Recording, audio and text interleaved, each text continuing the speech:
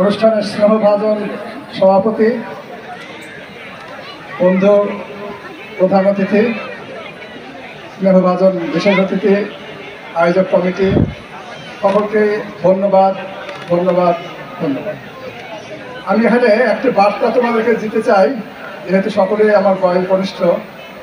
এই যে আমরা ক্রিকেট টুর্নামেন্টটা করলাম, আমাদের খেলোয়াড়রা যে মনোরঞ্জন দিলেন, তার পাশাপাশি আরও কিছু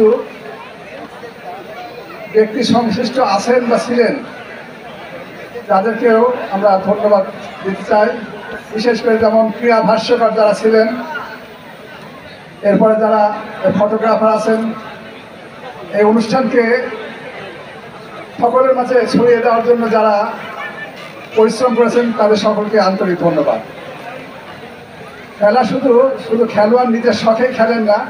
পুষ্প যেমন নিজের জন্যই প্রস্ফুটিত হয় না, সেই রকম খেলোয়াড়রাও নিজের শখে খেলেন তা নয়, তার সাথে সংশ্লিষ্ট থাকেন অনেক ব্যক্তি যারা ক্রীড়ার মাধ্যমে পেশায় তারা জীবিকা নির্বাহ করে।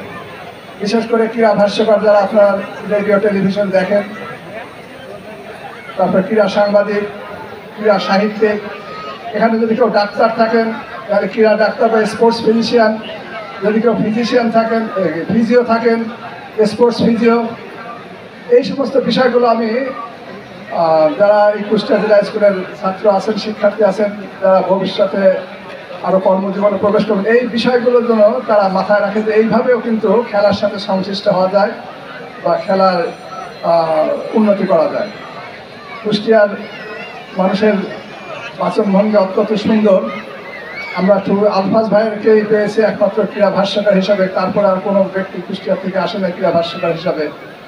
এই পেশাটাও কুষ্টিয়ার জেলা স্কুলের ছাত্ররা কেউ যদি এগিয়ে আসে তাহলে আমি অত্যন্ত আনন্দিত হব। আমি সকলের শুভকামনা করে শেষ করছি।